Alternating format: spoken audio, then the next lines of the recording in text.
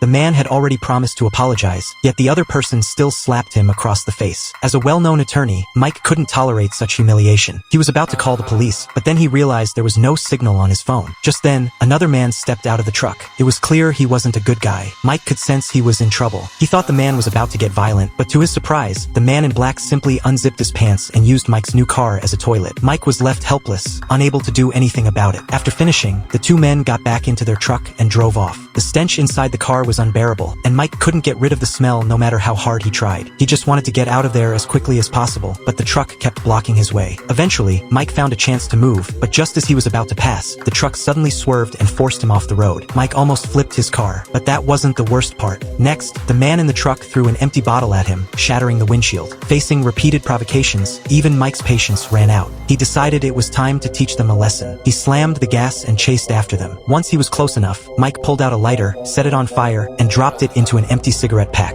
He then tossed it through the sunroof and into a pile of grass on the side of the road. The grass quickly caught fire.